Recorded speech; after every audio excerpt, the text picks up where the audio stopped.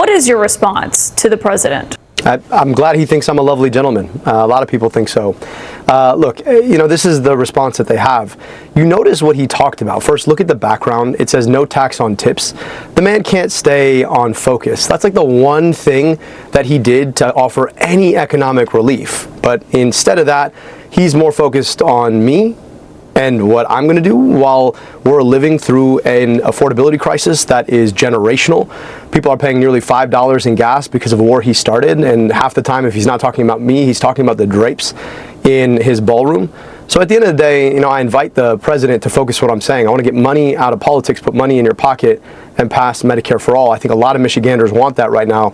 And I think Mike Rogers, for his own part, is running away from Donald Trump himself. When you're asked Mike Rogers about his position on the war or his position on Trump's tariffs, he is mum. So look, I'm looking forward to tying Mike Rogers to Donald Trump all day, every day, but I do agree with the part where he says I'm a lovely gentleman. I'm not sure he meant that, but we'll leave it at that. You mentioned what your campaign message was over the last several months. You defeated Haley Stevens for the nomination by what right now I think is 1 percentage point.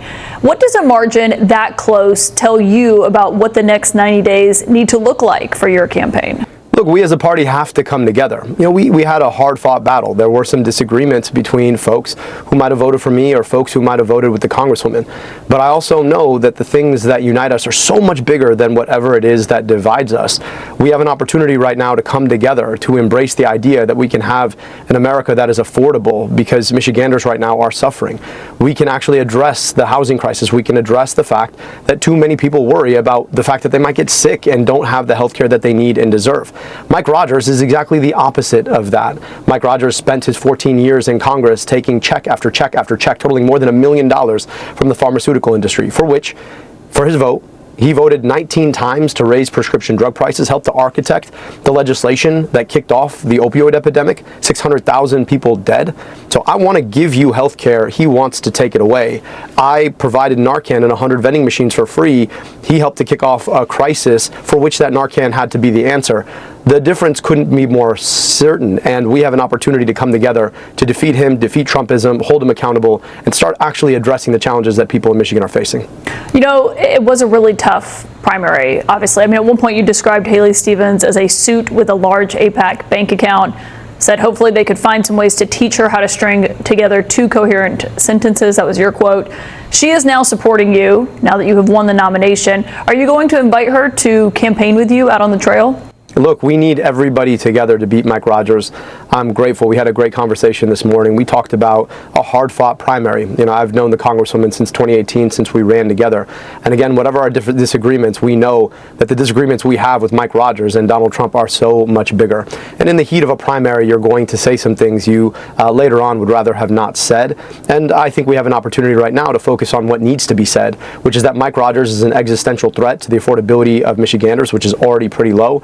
That taking on Donald Trump and holding him accountable for his abuses of power is a critical goal, and that addressing the fact that people deserve health care and housing and good schools is a key goal that we all share. So we're coming together as we need to do to defeat Mike Rogers and defeat Trumpism.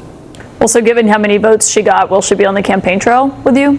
Look, I should hope so. That's a choice that she gets to make. But all of us coming together around the slate that we've built. And look, we've got some great candidates on that slate. You think about the Lieutenant Governor, Garland Gilchrist, Ellie Savitt, with whom I've worked during my time at the city of Detroit. Obviously, Jocelyn Benson, who won her campaign handily, our Secretary of State and soon to be governor. There's a lot on this ticket that Michiganders can have a lot of hope in. And so I'm looking forward to campaigning together to win the future where we take on Trumpism and Mike Rogers. And I'm hoping that Congresswoman Stevens and Senator McMorrow, who was with me earlier today, will be out there on the trail talking about what we need to do to build a future where we get money out of politics, put money in pockets, and pass Medicare for all. Well, and this seat is so critical for your party to win control of the Senate in Washington. We've heard some Democrats who are worried that you cannot defeat Mike Rogers come November. How do you plan to address those concerns from people in your own party? We don't need worry, we need work.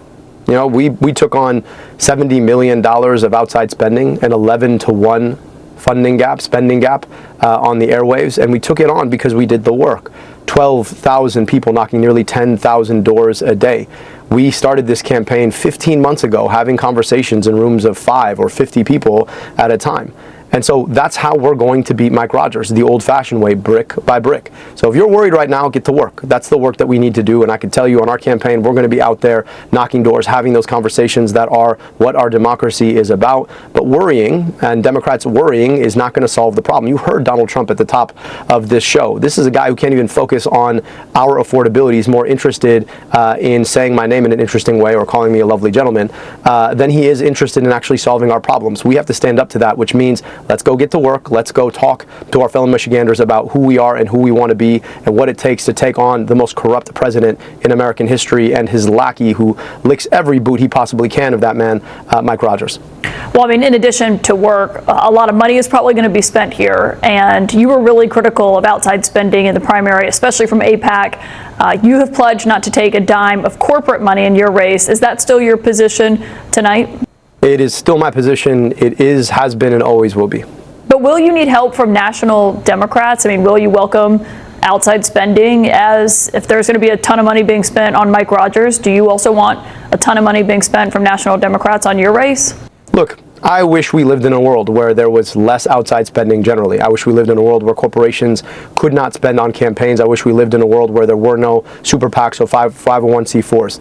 But if unions want to spend to uphold union rights, if the Working Families Party wants to spend to get health care passed, if the National Nurses United or the Medicare for All PAC wants to spend to push back on the power of Big Pharma, I think it's important for us to make sure that we are fighting fire with fire. But those are different things. If you're a corporation trying to corrupt a politician, just like Mike Rogers has been corrupted by the pharmaceutical industry, yeah, I think nurses coming in and saying, hey, we're going to bring some funds to help a candidate who wants to stand up to that industry, that makes sense. But I think we'd all rather live in a world where outside spending was not a thing. And look, the minute I hit the U.S. Senate, I am working toward that world. I want to end Citizens United. I want to ban super PACs and 501c4s and all of this dark money infrastructure that has allowed corporations and special interests to corrupt our politics. Do you know how much you've raised since last night, in the last 24 hours or so?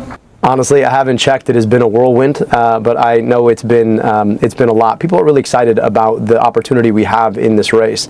They see the clear contrast between a corrupt politician like Mike Rogers, who offers nothing new. I mean, this guy hasn't had an original idea since 1994. And a candidate who is new on the scene, who wants to get money out of politics, put money in your pocket, pass Medicare for All. That contrast couldn't be more exciting. And it's partly why we saw 500,000 more Democrats vote in our primary than did Republicans. And look, if we can muster that kind of turnout in this next election, we are going to swamp. Mike Rogers will go back to his swamp in Florida, and we'll be headed to the U.S. Senate. You said before, Chuck Schumer doesn't want to see me on the inside of the U.S. Senate. How did your call with Chuck Schumer go today? Well, at this point, I'm the only Democrat standing to come to the inside of the U.S. Senate, and I think we had a good, meaningful, heart-to-heart conversation about what it takes to win in a state like Michigan, and what needs to be done to defeat Mike Rogers. So I'm looking forward to partnering alongside him to win the Senate majority, to win back to keep the state of Michigan, and to win back the gavel for Democrats so that we can start holding Donald Trump accountable. I can't wait to sit across RFK Jr. and actually grill him. Dude uses big words he does not understand, and I happen to go to medical school, so I kind of understand them. It is going to be a good time holding him accountable for all of the grift that he has pushed on the American public. So if you win, that's the Trump official you most want to see testifying before you in the Senate. I think it's the Trump official that most people would probably like to see me stand up against because, look, I'm a guy with a doctorate in medicine and in public health. He's a guy who takes his kids swimming in Schitt's Creek. Can you clarify for us what your position is on funding for Israel if you do become a U.S. Senator? Are you opposed to all funding for Israel, period, military funding? I'm opposed to unconditional military aid for any country. That is Israel, yes, but that's also Egypt, where my family immigrated from. That's Pakistan, that's Saudi Arabia, that's UAE. And that's not because of a focus on what's happening anywhere except for a focus on what's happening here. We've got communities in my state where the median income is $14,000, and I believe they have a right to their tax dollars. I also believe in international law and upholding international law, and there are Leahy laws against dealing arms to countries who are engaged in human rights abuses, and I don't want to fund a foreign military that does genocide, apartheid, or has taken us to a war we don't need to fight. I believe in equal rights to peace, dignity, and self-determination for Jewish Israelis and Palestinians alike. I believe our responsibility, though, more than anything else, is to use our tax money here in Michigan to provide health care in Michigan, and schools in Michigan, and roads in Michigan, rather than to send it to a foreign government that might use it in the form of bombs and tanks to destroy infrastructure and schools and hospitals there. Some people might hear that and say, well, does he support, funding defensive systems like the Iron Dome in Israel? Do you? I don't believe that there's really a difference between offensive or defensive weapons. And I also don't believe it's my responsibility to buy defensive weapons for a foreign government when our kids are defenseless against schools that have been underfunded for a very, very long time. My responsibility as the next senator from Michigan is children in Michigan, rather than thinking about what's in the interest of a foreign government. Okay, so that's a yes, that you are against funding to things like the Iron Dome. I am against it in large part because I just don't understand why anybody thinks it's the right thing to do to send our tax dollars abroad to fund foreign militaries when our own kids barely get to go to schools that are functional. One thing during the campaign that we saw people in your state talk about, the Attorney General, Dana Nessel, she's Jewish. She said she's not going to go to the Democratic Party's nominating convention that's happening this month in your state. She says she doesn't feel safe there. You earlier today in your acceptance speech, when you got the nomination, said that you want to work to protect Jewish Americans, to make them feel safe. How do you plan to do that? What does that look like for you personally? Well, I happen to remember the nominating convention in 2018 when then Attorney General nominee Dana Nessel asked me to read her nomination officially into the books. So she felt perfectly safe with us there. I think it's important that all of us feel safe, and Jewish safety to me is a priority, just like the safety of my own daughters. But I do think it's important for us to differentiate between safety and between our different political positions about the interests of a foreign government. And I do think that it's unfortunate when people mix those issues. I've been very, very clear. Jewish people and Judaism are a light unto the world. I'm deeply grateful for them, and I will always stand with the Jewish people against any anti-Semitism in any type, just like I understand the experience of being discriminated against for how I pray. I don't want anybody discriminated against for how they pray. But that's not the same as AIPAC or Israel. And I think there is a challenge when folks try to use the specter of anti-Semitism to extend toward protecting a foreign government against criticism. And I think that's the place that the Attorney General and I might disagree. I'd be happy to have that conversation with her. But up until recently, we've had a great relationship, and I was honored that she invited me to read her nomination back in 2018, where I would think that she probably felt safe. You said up until recently. I mean, what is the state of your relationship with her right now? That's kind of unimportant, but I do think all of us need to unite around beating Mike Rogers, around beating Republicans. And, our relationship, likely I haven't had a long conversation with her, but I do think it has a lot to do with the fact that I do talk about the fact that our responsibilities are here rather than backstopping a foreign government. And on that, she and I disagree. But I do hope that she feels safe at our nominating convention. I think it's really important for all people to feel safe, and it's a thing that I am committed to. So I do hope that she comes. We want all Democrats to be a part of the movement that we need to take on to address Donald Trump. And if you ask yourself about safety of people who pray differently, you heard what Donald Trump was saying about people like me. What do you think he was trying to highlight? He was trying to highlight aspects of my name and my faith in what is a play toward a kind of Islamophobia that I think none of us really want. So look, I understand what it's like to be made to feel unsafe. And so our responsibility is to take him on so that we have a politics that embraces all people, whether you're Jewish or you're Muslim or you're Christian or you're Hindu or you're Sikh or you don't pray at all. You deserve to feel safe in this country. You deserve to feel safe in the Democratic Party. I'm committed to that. But I do think that we need to be very clear about differentiating between that and the interests of a foreign government. Well, and you talked about when you've run for office before, death threats that you got, Islamophobia. If you do win, you will become the first Muslim senator in U.S. history. What would that mean for you?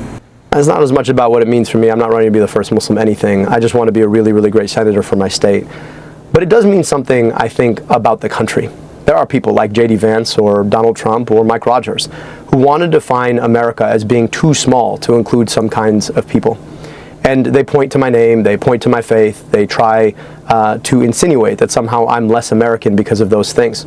But I've put myself forward, asking my state to give me their stake in democracy, to allow me to serve them as an agent of the government. And there is no greater, I think, call than to ask your fellow Americans to give you their stake in democracy. And when they do, I think it says a lot about what America is. They want America to be small. I believe that America is big. It's open-minded, it's big-hearted, it can include any of us, regardless of how we pray, regardless of where our families come from, regardless of who we love or how we identify. That's the America we're building, and I think America, and Michigan in particular, has an opportunity to remind us just how big we are. You know, in terms of your race, you are not a Democratic socialist, you're not part of the DSA, you have members of them who endorsed you, who supported you. You know, one thing we were talking about last night as we were counting the votes in Michigan was this progressive rise that we've seen in recent weeks and months, and what that looks like for Democrats come November. With the positions that you've had on Medicare for All, or abolishing ICE, or a billionaire's tax, what do you think that looks like in terms of going forward? You know, we've heard some people, Van Jones, saying there are some positions that you have to moderate on.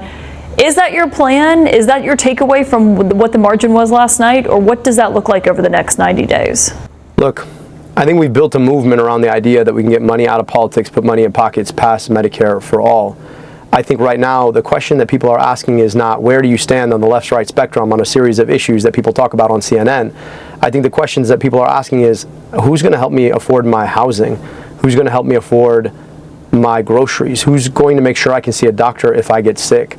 I'm interested in answering those questions. I'm not a socialist, but I am a scientist, and so I like empirically driven answers to hard problems. I like to solve them. When it comes to Medicare for All, I didn't just say it one day. I literally wrote a whole book on how we could do it. I went to medical school, did a PhD in public health, led health departments. I have some experience in this matter.